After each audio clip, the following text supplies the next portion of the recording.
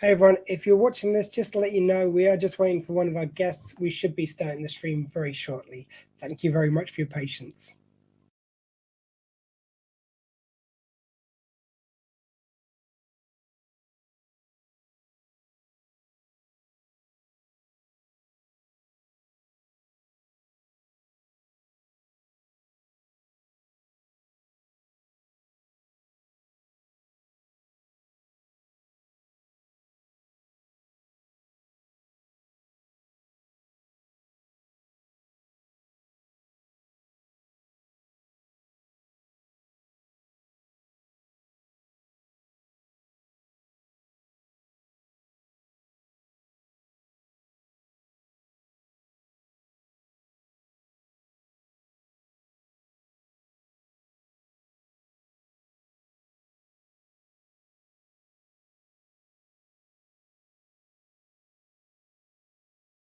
Welcome to the show with your friend and mine. So tell me, Dr. Squee, who's it gonna be this time? We like to hear you talk, but we love to hear you listen. And if you are not subscribed, you won't know what you're missing. So welcome to the Dr. Squee Show.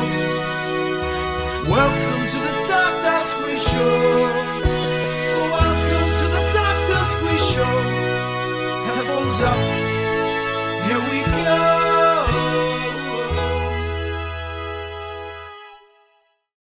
Hello and welcome to the second edition of the Dr. Squee Show tonight.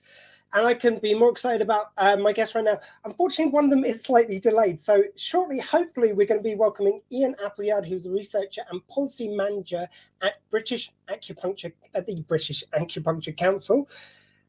But we're also going to be talking to his case study in a brand new study which has been released, which shows that more and more people within the UK are reaching for complementary therapies as opposed to standard prescription painkillers. Here to begin this interview talking about her journey and how she became a case study, please welcome Charley Jones. Charley, how are you tonight? Hi, I'm very well, thank you. How are you? Yeah, not too bad. Have you done any of these solo yet, or is this a first? No, this is the first one. Yeah. Excellent. So I'll try and make this as easy as possible tonight. First of all, yeah, we talked about it very briefly before we came online, but how surreal is it to be a case study? Yeah, it's bizarre. I think the last thing you expect is like when you're trying to get just like help for your health is to become somewhat of an advocate for it. Because going to like the GP, going to the doctors, it's such a mundane everyday experience. You kind of go, you get given some pills, it's kind of that's that. But like acupuncture is so like transforming for people's lives. It's just it's kind of insane what comes from the back of it. It's brilliant, and it sounds like quite the career has formed for you, which we will get onto in a bit. But I want to start with like what led you to acupuncture, because it sounds like it was a bit of a tough time which led you into this kind of arena. Yeah. So at school, I suffered quite heavily from different mental health issues, anxiety, depression, especially around kind of the educational setting due to it being like very busy environment, very loud, kind of have some sensory issues as well that kind of make the anxiety a lot worse. So yeah, being in busy environment, loads of people everywhere, having to kind of sit in a classroom and try and focus. It was all quite difficult. So I tried some CBT therapy originally, different talking therapies. None of them really did anything, were pretty useless, to be honest. Yeah, and was that through the NHS?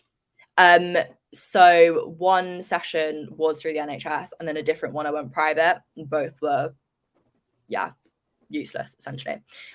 So I kind of went down the route of acupuncture as a different option because my mum found the Reading acupuncture clinic where she then later trained and did her degree. So we kind of went there, and that's where my journey started. if we can go into that, so it sounds like you're in a kind of pretty bad place at the time, but was your mum kind of instantly open to this? Was it something, because obviously acupuncture is something which I think we all first kind of discovered it through comedy on sitcoms, basically. It was sort of a comedy device for a lot of people, but more and more over the years we've learned about that even though it may be seen as an alternative medicine over here, it's quite established in large swathes of the world. How did your mum kind of like take to it when was it you first, and how did you discover it is the other part of that question? I think she was kind of looking at other options for me, to be honest, because at the time I kept being kind of pushed down the route of antidepressants. My school was telling me to do it, my GP, counselors, it was just everyone's first thing is, oh, antidepressants, just do that. But she was really keen for me to not be put on them, because obviously it might take away the depression, but it kind of takes away every other emotion as well.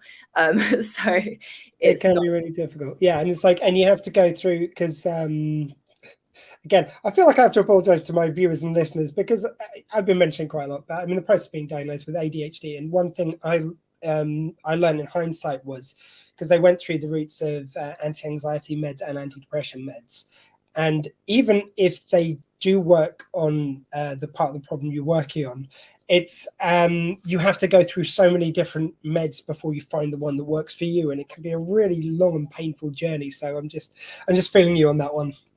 Yeah, definitely. So she was very keen to avoid that and to try and tackle the root cause, I guess, more than kind of just offer, a surface plaster, a pill that will just fix it, but like really get down to what is causing like my depression, what's causing my anxiety, what's out of balance, how can we kind of work with that a bit better.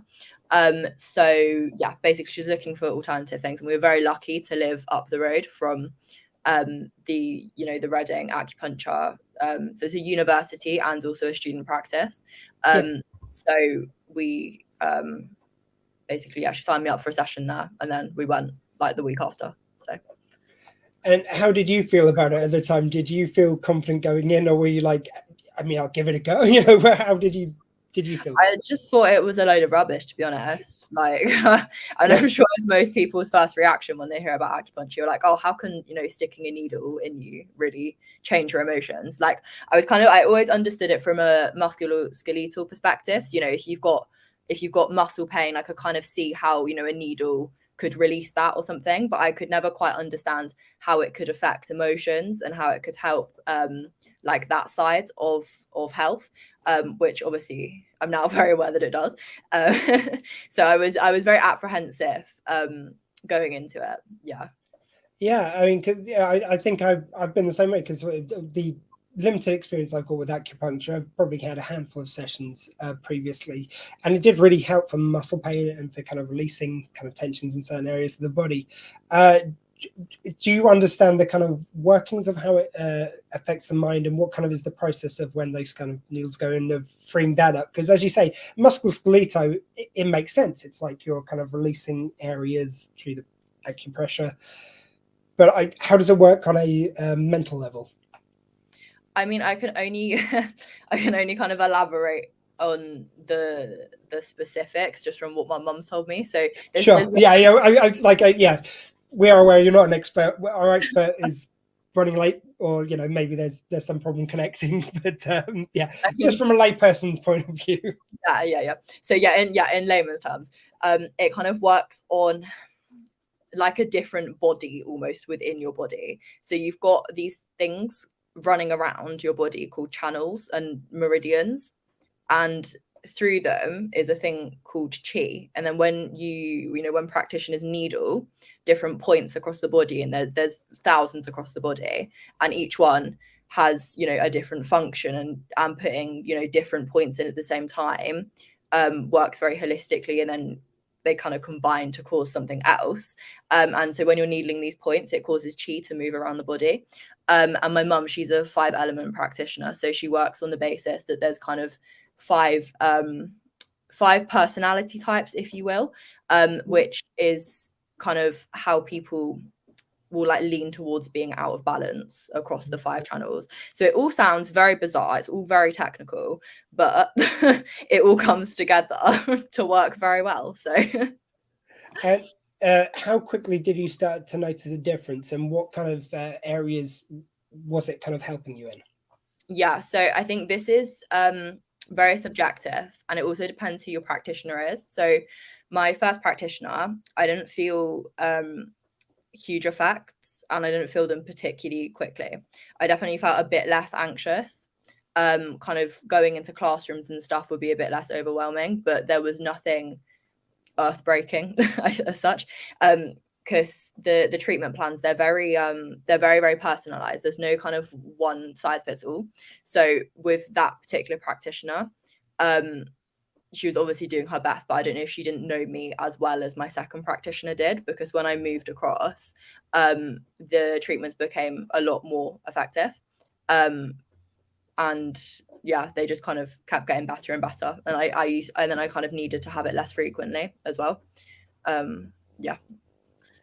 And when, like, at the time, it must be, because I can imagine as an adult, it would be something, if you were trying to talk to people about it, trying to explain it, why this thing really works. Especially, how many years ago, if you don't mind me asking, was it when you started having acupuncture? So I started in my GCSE years, I must have been 16, and I'm 21 now. So okay, so about 5 years ago. And like, even then, I think even in the last 5 years, we've had people more and more turning to it, as this study suggests, and more awareness of it. I don't think if you raised it now that you went to acupuncture, people would even sort of blink at it.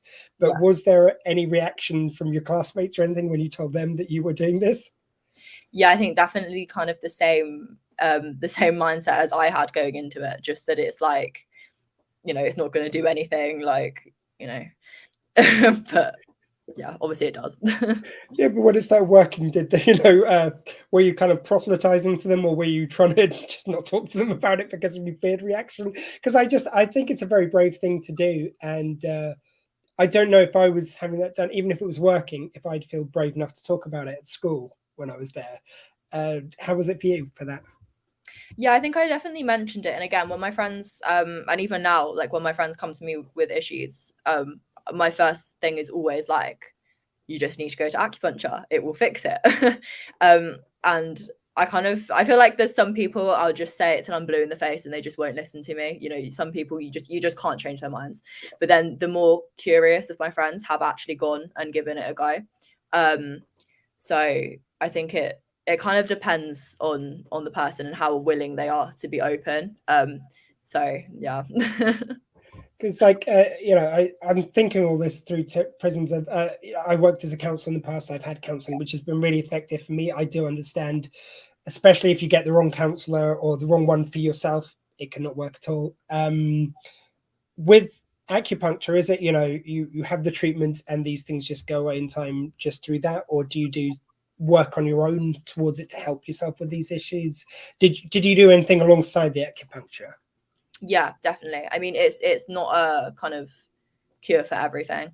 I've been very careful with like food wise, nutrition wise, alongside the acupuncture, as well as taking supplements, because obviously a needle can't help you if you're deficient in vitamin D or low in iron. It's like kind of taking care of your body alongside the treatment. And yeah, I think especially kind of like, taking note of food intolerances, being careful with sugar levels, things like that can also really help alongside the treatment. Yeah, kind of like practicing healthy lifestyle in tandem with the treatment.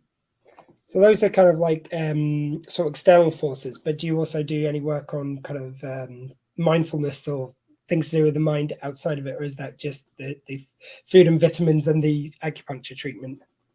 Yeah, to be honest, I mean, I should do mindfulness, but honestly, I don't like. And by the way, I use mindfulness in a very broad term, like not just what people classify as mindfulness, but working on the mind is, what I mean. Yeah. No, I don't really. Yeah, again, like Well, it seems to be working for you, so I can't it's just it fascinates me because it is an area I don't know about. So I don't ask that question expecting a particular answer, but it sort of fascinates me that the acupuncture alone, with kind of managing your diet and vitamin intake, gets you so far with it. Like, how would you classify kind of where you started at and where you are now for like the difference, and what are the differences? How do you sort of feel now, kind of 5 years along the line? Like a world away, to be honest. Like back in the day, like I was struggling to go into school. My attendance was so low, it was ridiculous. Like there were some classes I just could not go into, so I had to kind of like self-teach myself those. Whereas now I'm at university, which I never thought I'd be able to do. I moved out, like the anxiety is not completely gone. Like I am quite like I have a bit of an anxious disposition as a person, and I always have. But the point is that now it's completely manageable, and I can go into class and I'm not freaking out. And same with like kind of low mood and like depressive symptoms. Those are like all but gone. If I catch myself starting to, feel a bit low again, then I'll have a treatment and it will like kind of pick me back up. So yeah, like a complete world away, basically. And is that the way it works, that you kind of just go when you feel kind of need for a bit of a boost? Do you have regular sessions still? No, I kind of keep it down to like a boost thing now. Like I can kind of tell when I need treatment and when I don't. I think that's the other thing. Acupuncture, it's put me in a much better connection with my body. Before, I couldn't really tell what I felt when I felt it. It was just my emotions were very heightened. They were all a bit of a mess, and all of them were really bad. Whereas now I can kind of like sense, like my mindset, where I'm at, what I need to give my body when I need treatment. It's really helped in that sense as well. I love it. And like when they approached you about being a case study, how does that come about? What was your first reaction to that? That was actually through my mum, because she got asked to do like a practitioner case study. Sorry, I should mention, that your mum, when she decided to become an acupuncturist as a result of introducing you into this world. Yeah, exactly. So they contacted her initially, and then she was like, "Oh, you can talk to my daughter as well." So she was like, "Oh, so basically, what you got was, by the way, Charlie, you're now doing this." Basically.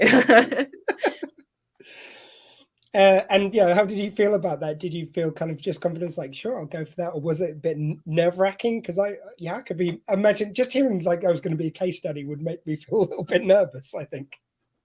Yeah, it is a bit nerve-wracking, but honestly, like, I'm happy about it, because I think the more people that know about this stuff, the better. Yeah. Sorry. So I was going to say, I just think that it's like it's such an important thing for healthcare as well, to kind of take it into your own hands. So the more people that hear that there's ways of doing it that is, different than just going to the GP, the better, really.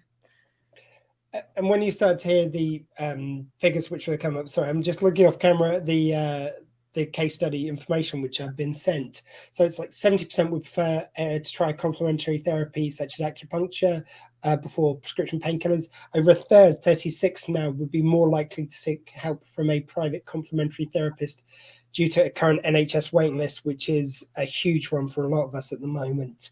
And new data from British Acupuncture Council members show 68% of practitioners have seen a rise in people seeking help for chronic pain during the post-COVID waiting list crisis. Did those kind of figures surprise you when you heard about them? Oh, that's a hard question. No, not really, to be honest. I think more and more people are realizing that, again, with the pills and stuff, it's quite a sticking plaster, and it can cause so many other side effects that it doesn't always help so much. Like, obviously there's a massive place for GPs and for the NHS and sure. for Western medicine, but I think that there's a lot of things that they also can't tackle. Like my mum, she treats fibromyalgia, and that's something that if a woman goes to the GP, she'll kind of get that diagnosis, but then there'll be no proper help for it. Whereas my mum kind of cures these women and gives them their life back. So it's, there's ways of really helping people down an alternative route that can get them much better results than traditional routes. And then, like you say, with the waiting lists as well, it's all a bit of a disaster, the NHS at the moment, isn't it? So yeah, I mean, look, I will declare I work for the NHS in an office-based role, but like, I mean, I see the challenges and I see what has to improve. I just want to point out for anyone watching, like I'm sure Charlie, you're the same, that we celebrate the NHS and the wonderful work it does, but there needs to be change. Like I think the way that alternative therapies are looked at has to change kind of quite drastically, because it depends on what GP you get. I've had some who I've mentioned, because I've seen osteopath at the moment for my shoulder and neck, been greatly helpful. But sometimes I'll get a GP will go, oh yeah, that's really great. I sometimes recommend to people that can be really helpful. And you'll get others where you feel like they're almost trying to trip you up. Like I was speaking to someone earlier about migraines to my GP surgery, and the person who I was speaking to who phoned me back about getting some medication for my migraine, I was saying, it's like, oh, I was having shoulder pain, which I'm seeing a chiropractor for. They go, oh, so that's causing you migraines. I go, no. I was seeing them because I was having pain, I was having migraines, not that they caused it. And I just felt like I was trying to be tripped up. Have you had any experiences like that when you communicate back your journey with acupuncture to the NHS? I don't think so, no. I think I've had like probably the odd comment where, you know, they're like, oh, are you on any other medication? Are you doing any kind of other treatments? I'll mention I'll have acupuncture, and they're kind of like, there'll be a bit of a, not a sneer, but, you know, a bit of a, that's not going to do anything. That's not going to help you kind of comment. But like, apart from that, no. Well, that's nice to hear. It's just me then. But it's like, I think there has to be just, if we're going to kind of accept these therapies and get the best benefit from them and get the best representation of people going to them when it could be helpful, I think a step has to be made with the NHS working together with some of these different therapies which work, and they have to be proven to work. Yeah, we all know that there are snake oil salesmen out there, but these therapies are proven to work. What do you think it would take for the acceptance to rise? Because one of the things they mentioned in the case study is Acupuncture Awareness Week, which I don't know if you did anything as part of that or your mum did. I'm sure my mum has, but I didn't know. She didn't tell you about the banner she was putting up or anything. Sorry, but that's my question. What do you think has to happen for the awareness to get better around these therapies? Again, I'm not too sure. I think it would be a massive step, it being kind of offered more wide scale on the NHS, and, you know, GPs suggesting it as an alternative route when it is relevant. I think the fact as well that it's, you know, you can't get it free on the NHS is just shocking to me when it can help so many people. So I think that having it, you know, implemented that way, it would kind of give it more of a degree of don't know how to phrase it, like people will kind of see it as more valid, I guess, if it was kind of a bit more accepted in that sense. Yeah, because I also like something which is also mentioned from the study. So it's a study of 4,000 adults, so it's a very big sample set. That's always worth mentioning. But it's the opioid crisis is also brought into this. So, you know, in America, even more so than here, and I'm sure there's other parts of the world that just where we get a lot of American TV and stuff. Yeah, we're a bit more aware of the problems there. So I don't mean to pick on Americans, but it's a good example. I do see a fear that kind of if we continue down the route we're going of not enough appointment times versus the doctors pretty much being forced in some situation to recommend, like you say, sticking plaster medicine. So take this antidepressant or anti-anxiety med as opposed to dealing with more root causes. Yeah. It is worrying to think that we could go down that same route of prescription meds being handed out a bit too easily, especially since we've just gone through or still are going through a crisis with antibiotics, and they're not working anymore because we've been giving them too much. Yeah.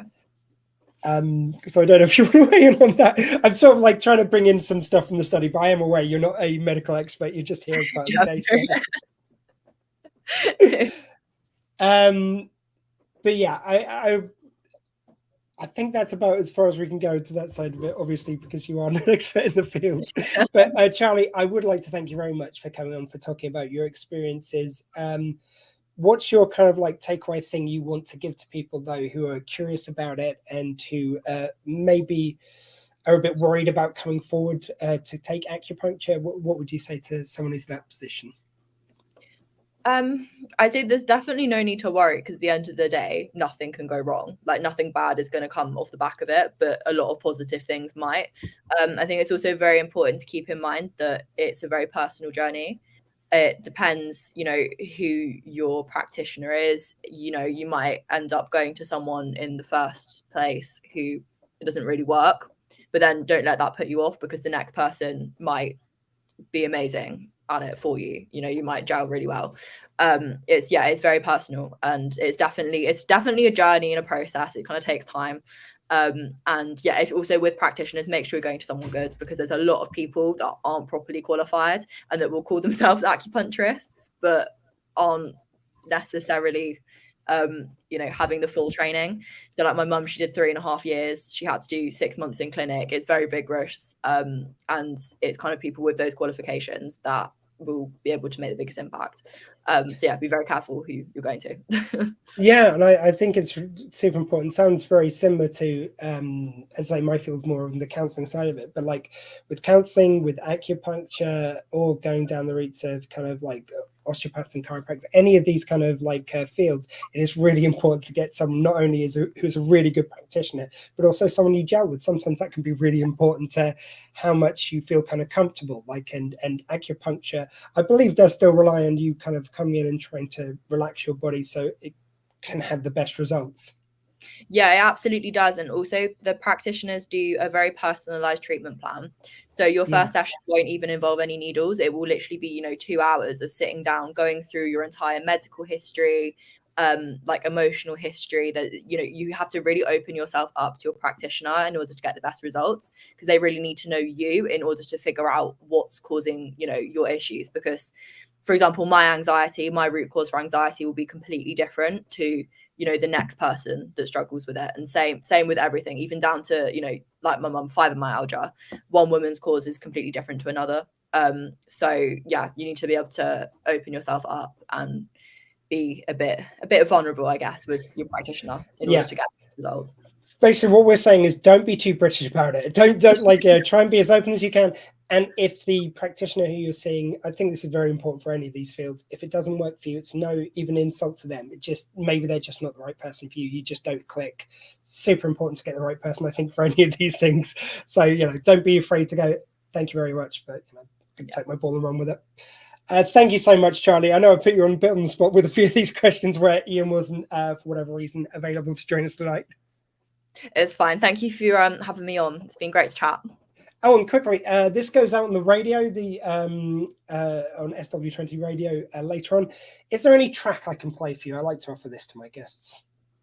Oh, can be anything you want, just something you've been listening to, something you can relate it to acupuncture if you want. I don't know what songs there are in the acupuncture field, but it can be anything that you've just been listening to recently. What have I been listening to recently? What kind of music do you play actually on radio? I love to do a wide mix, because, like, you know, like for instance, I had someone who does a new music radio show on, so he gave me like a load of new music tracks, because I know nothing about new music. I'm way too old for that. But other weeks we can have like a rock special. So I keep it as varied and open as possible. So it's whatever you fancy. Oh, so I know it's no helpful for giving you any clues. I love a bit of My Chemical Romance. I've been listening to them a lot recently. Oh, brilliant. Any track? Let's go for Sing. Love that one. Sing. Awesome. Yeah. So if you're listening on the radio, you'll hear that now. If not, you've just had me pausing for no good reason. Thank you so much, Charlie. I've been Dr. Squee. That was my show. In a world where you can be truly anything, please be kind.